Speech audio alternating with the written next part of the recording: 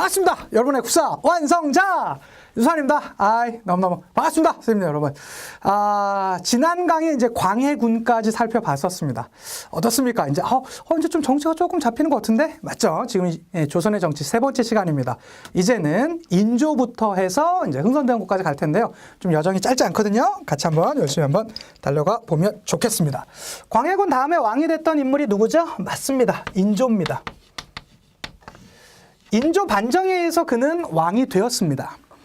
그랬는데 실제로 이제 이게 문제가 되면서 그러니까 인조 반정이 되면서 일단 광해군의 중립외교를 우리나라 자체가 부정해버린 거 아닙니까?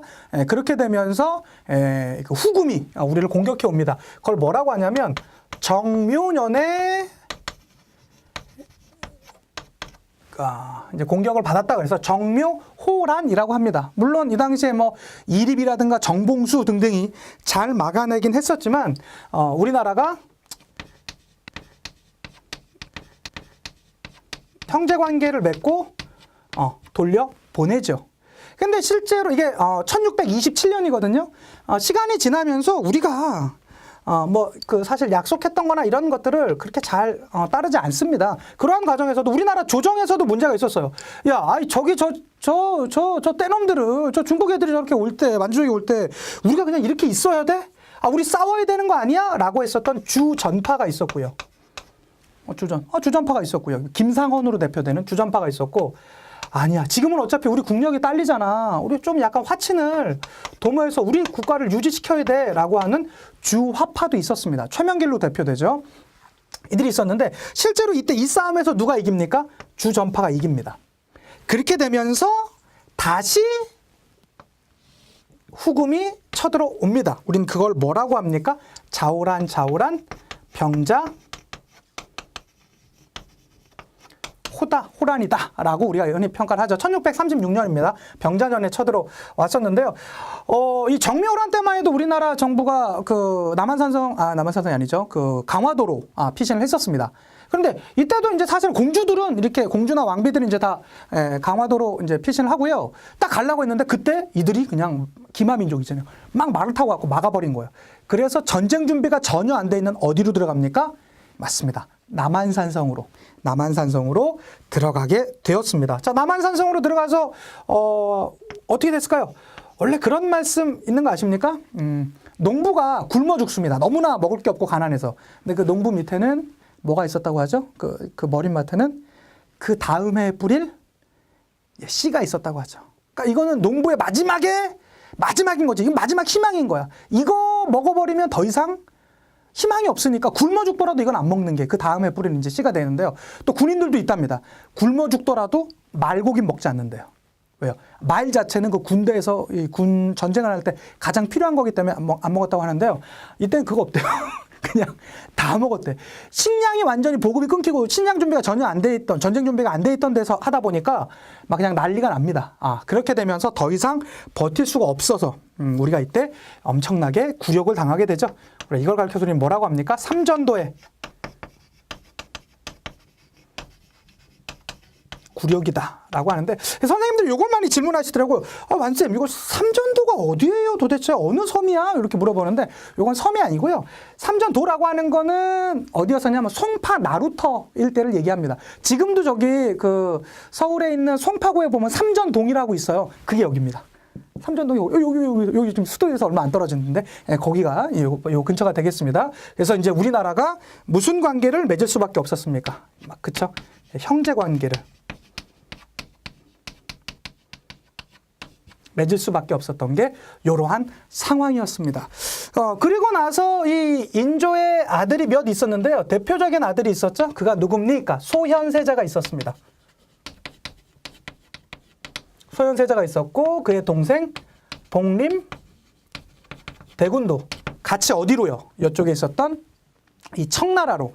요 정묘호란때 쳐들어왔을 때는 후금이었지만 병자호란때 쳐들어왔을 때는 청으로 이름 국호를 바꾸고 들어왔었거든요. 그래서 들어오게 되었습니다.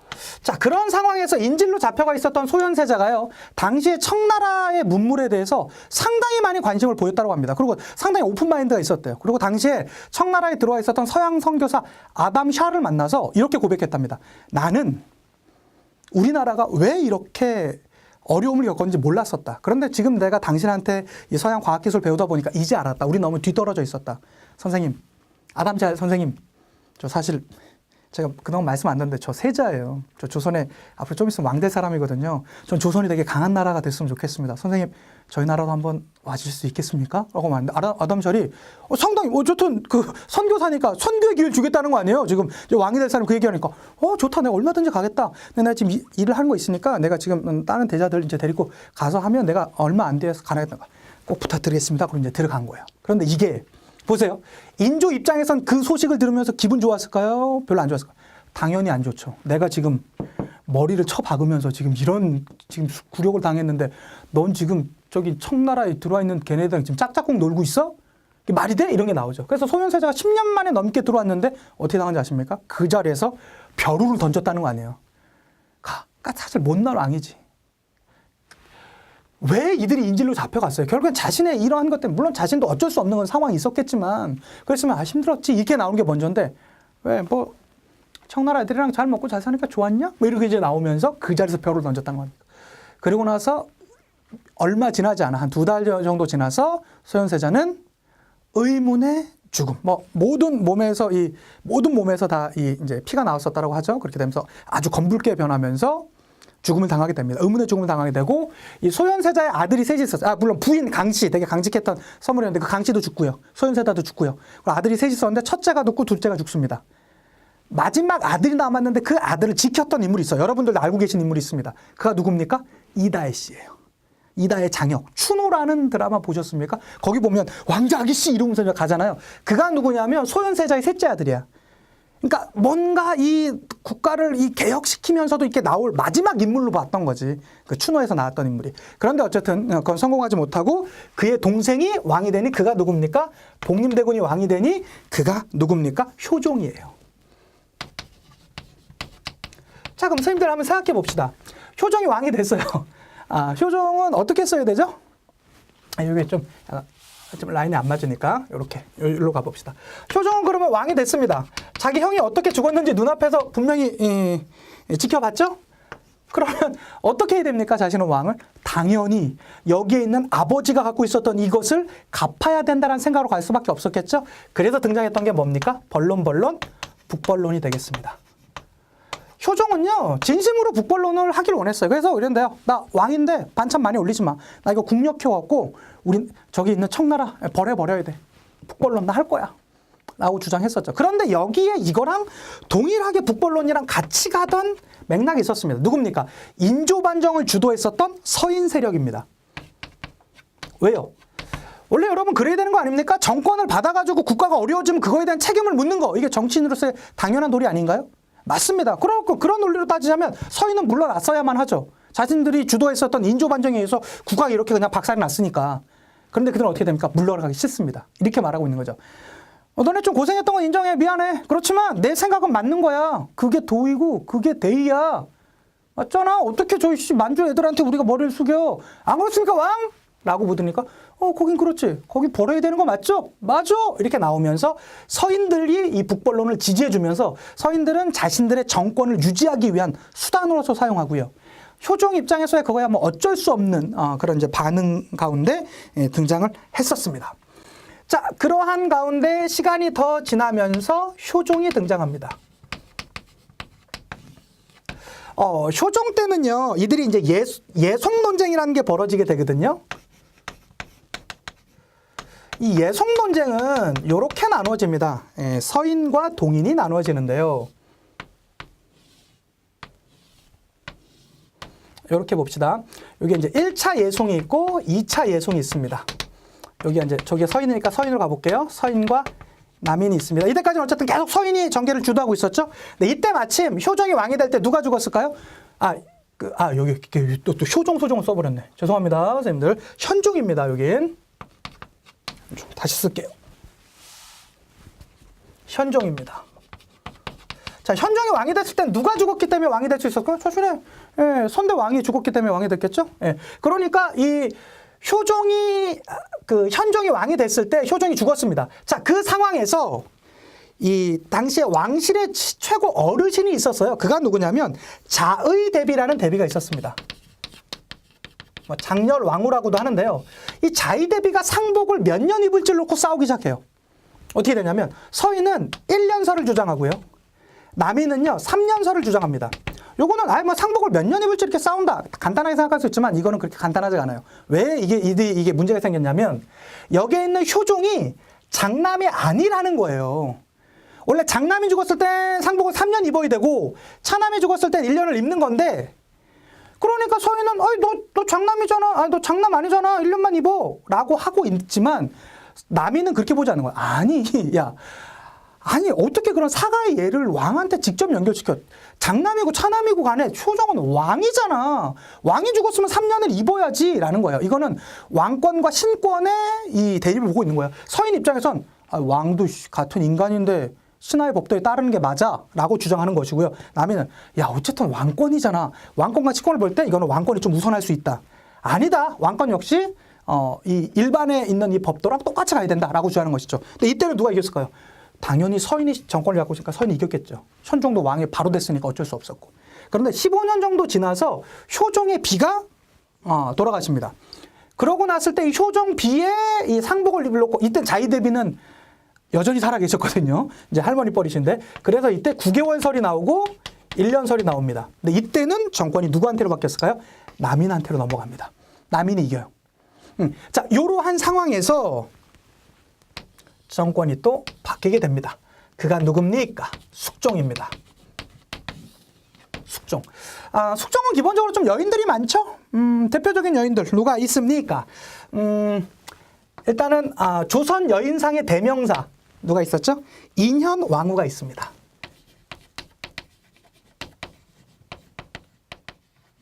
인현왕후 있고요. 그 다음에 표독스러운 여성의 대명사 희빈장씨.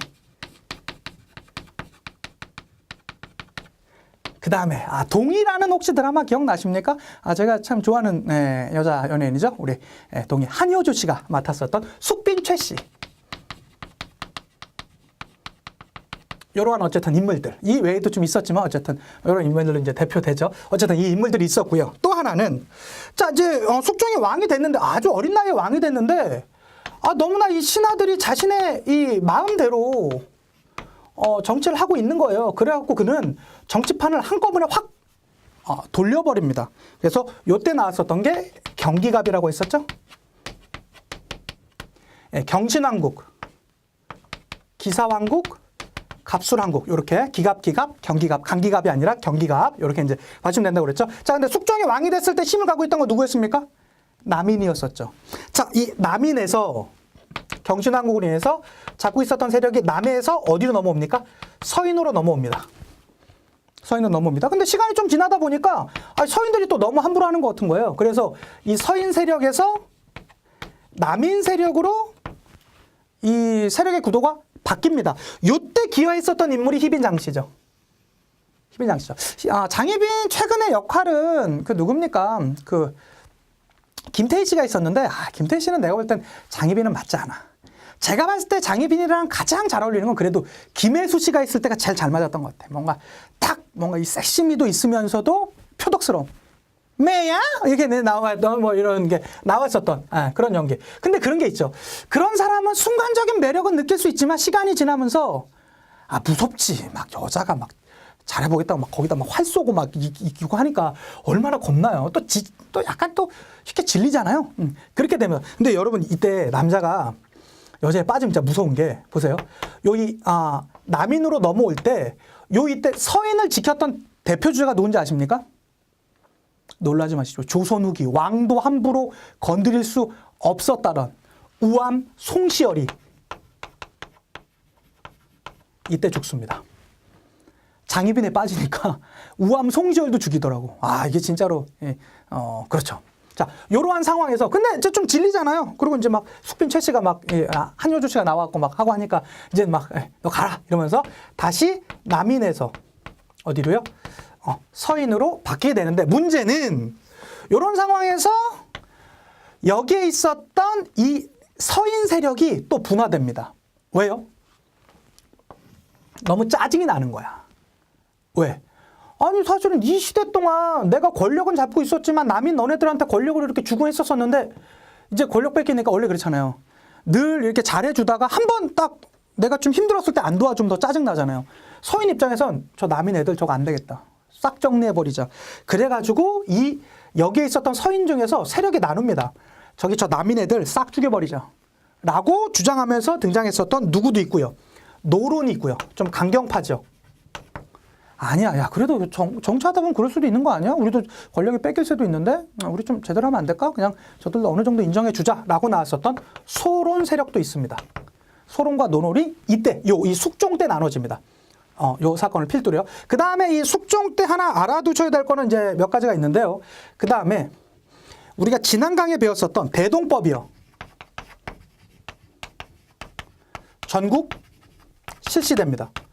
아니 선생님 이거 잘못 쓰신 거 아니에요? 대동법 실시 광해군이라고 했었잖아요. 맞아요. 근데 그 경기도에 한해서 시행됐거든요. 그러다가 단일한 법이 대원군, 인조, 효종, 현종 거치면서 전국으로 확대 실시되는데 무려 100년이 걸립니다. 정확히 100년이에요. 그러니까 그만큼 양반 지주들의 반대가 극심했음을 보여주는 거죠. 이거 절대 안 돼. 절대 안 돼. 라고 했던 게 이거죠. 그러니까 양반 지주들의 반대가 극심했음을 보여준 거. 단일한 법, 동일한 법 하나가 전국으로 실시되는데 100년이 걸렸다니까. 이걸 이제 조선 사회를 보여주는 가장 단적인 것이고, 또 뭐 숙종하면 먼저 뭐 백두산 정계비 이런 것들도 어쨌든 있었죠. 그런데 어쨌든 장희빈이 죽지 않았습니까? 그러고 나서 문제가 생겼어요. 왜 그러냐면 이때 장희빈의 아들도 있었고요. 숙빈 최 씨 아들도 있었거든요. 근데 이때 이제 왕을 누구로 삼을까 이제 고민하다가 장희빈의 아들, 장희빈의 아들을 왕에 시킵니다. 예, 그가 누굽니까? 경종이에요. 근데 경종은 얼마 못 가서 사망합니다. 경종을 밀었던 게 이들의 이제 소론이 되겠죠. 그리고 나서 경종이 물러나고 나서 다시 왕이 되는 게 누굽니까? 그가 영조입니다. 영조입니다. 그러면 이 영조는 누굴까요? 맞아요. 여기 있는 숙빈 최 씨 아들이에요. 숙빈 최 씨 아들이에요. 여기에서 얼마 전에 드라마 나왔던 거 혹시 선생님들 기억하십니까? 그게 뭡니까? 비밀의 문이죠. 이들은 형제예요, 형제. 아빠는 같아. 엄마만 다를 뿐이야.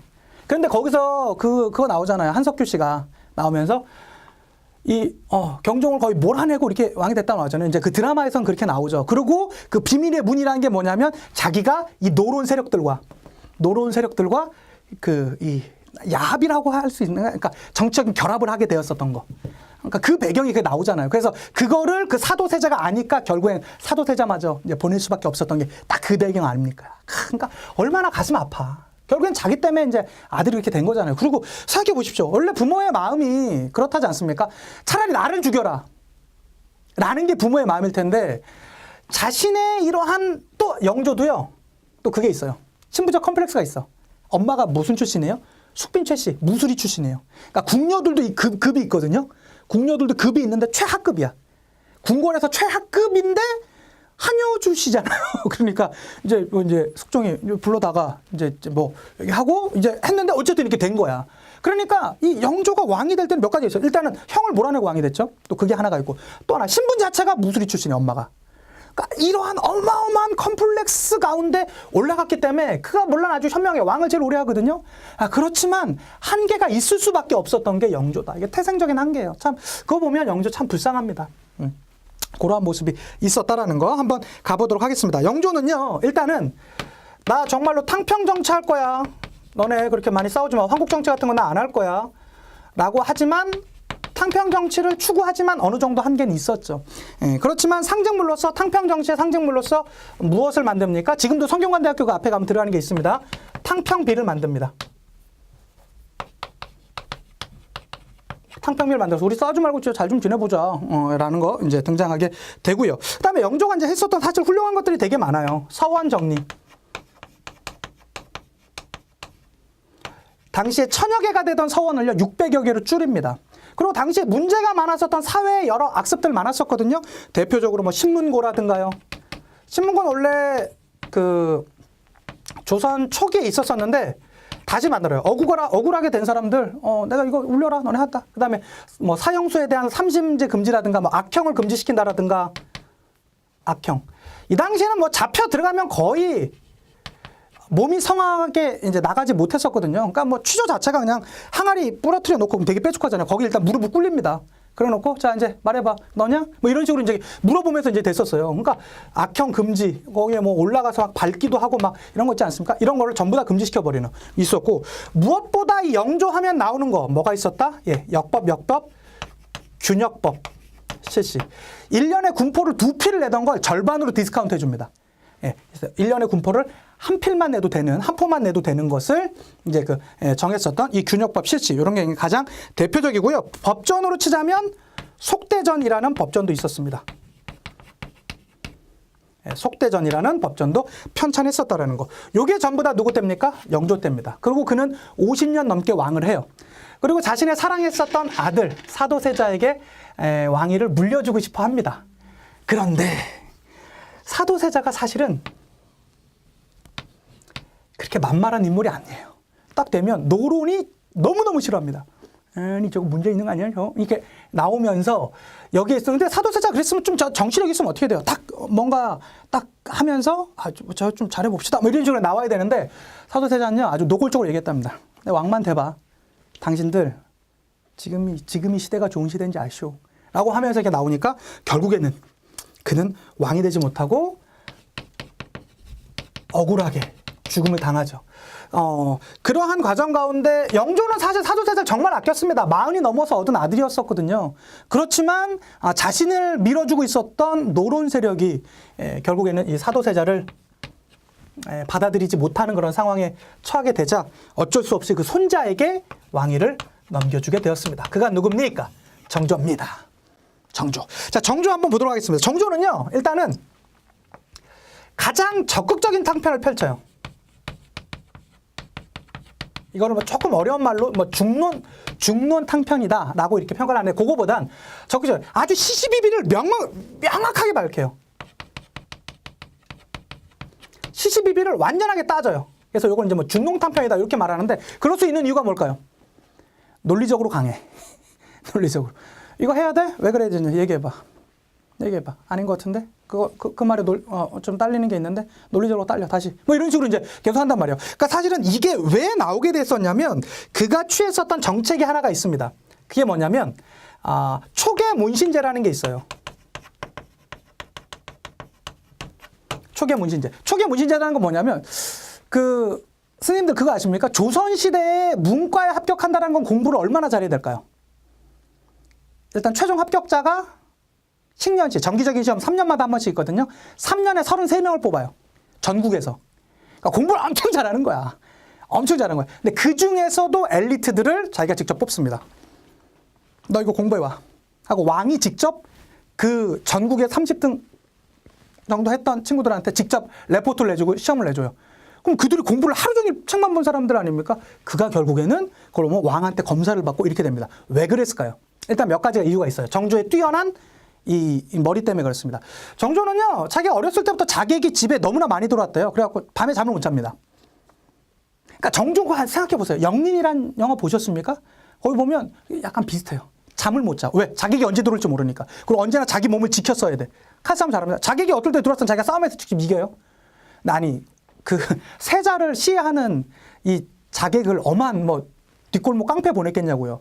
당시 최고 검수를 가진 자객을 보냈을 거 아니에요. 근데 자기가 직접 싸워서 이겨. 그럼에도 불구하고 불안하잖아요. 그래서 하루 종일 책만 읽었대요. 근데 읽다 보는데 아무리 책을 많이 읽어도 좀 이게 딸리면 안 될 거잖아요. 머리가 너무 좋아. 하다 보니까 모든 국가 향문보다 자기가 짱인 거예요. 그러니까 이렇게 되면서 그가 일생각합니다. 왜 그러냐? 요 정조 앞까지의 왕은요, 아무리 왕이지만 어렸을 때 세자 교육을 받잖아요. 그럼 세자를 가르쳐줬던 신하가 있을 거 아닙니까? 그러면 내가 왕이 됐을 경우 이 신하는요, 내 신하이긴 하지만 결국에는 스승 같은 존재예요. 그러니까 이게 왕의 한계가 있는 거예요. 제가 지난번 강의에서 말씀드렸던 그 선조가 나와갖고 그 영화 한다고 그랬잖아요. 스승님들! 초를 이렇게 나오잖아요. 내가 왕이지만 당신들은 내 스승이지 않았었냐. 그러니까 이게 아무래도 그런 게 있잖아요. 우리 한국 사회에서는 어쨌든 한 명 가르쳤던 선생이면 이걸 어찌할 수가 없는 거야. 그러니까 한계가 있었던 거죠. 그런데 정조는요, 그 패러다임을 바꿉니다. 아, 그래? 아니야, 나 이제 했지만 내가 보니까 너네보다 많이 하는 것 같아. 그리고 실제로 학력을 쌓아도 이기거든요. 이제는 내가 젊은 관료들의 뭐다? 스승이다. 당신들이 내 승이 아니라 이제는 당신들은 내 제자다. 라는 패러다임을 변화시켰던 왕이에요. 이거 대단한 사람입니다. 초계문신제다는 거. 그러고 나서 자신만의 도서관을 만들죠. 그게 뭡니까? 규장각. 그리고 왕이 제일 먼저 되고 사실 했던 건 이거예요. 용영, 장용영. 왜 장용영 만들까요? 왕친위 부대거든요. 언제든지 자기를 죽일지 모르니까 그런 것들이 있었었고, 또 하나 그동안 이 노론을 제외하고 많이 이제 치우쳐져 있었었던 뭐 남인 계열이라든가 그다음에 소론 계열들을 논리만 자기만 설득시킬 수 있으면 얼마든지 등용시켰습니다.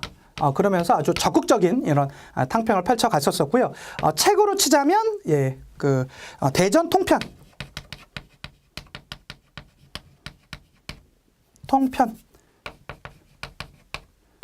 요거 제가 노래 한 편 알려드릴게요. 그래서 요거 어떻게 되냐면 그냥 요 노래 합니다. 경국대전, 속대전, 대전통편, 대전의 통 이렇게 이제 하시면 됩니다. 이게 무슨 말이냐면 경국대전 성종 때 완성됐었죠. 속대전, 대전통편, 대전회통이라고 그 흥선대원군대 한 게 있었어요. 그래서 노래 하나만 부르시면 돼요. 경국대전, 속대전, 대전통편, 대전회통. 회는 다시 돌아간다는 거죠. 경국대전, 속대전, 대전통편, 대전회통 이렇게 하면서 그냥 돌림노래를 계속 부르시면 됩니다. 그래서 고래 썼던 정조. 그리고 정조가 했던 하나만 더 합시다. 수령권을. 수령이 갖고 있었던 권한을 강화시켜요. 그러면서 양반들의 이 지역에 있는 양반들의 힘을 약화시키도록 하는데 문제는 갑작스럽게 정조가 죽습니다. 그렇게 되면서 이 수령권 강화가 또 다른 문제를 갖고 와요. 어떤 문제를 갖고 올까요? 그 이후 세도 정치로 가게 되는데 문제를 바로 요게 이제 순조, 헌조, 철종의 세도 정치 아닙니까? 세도 정치는 무슨 내용이냐?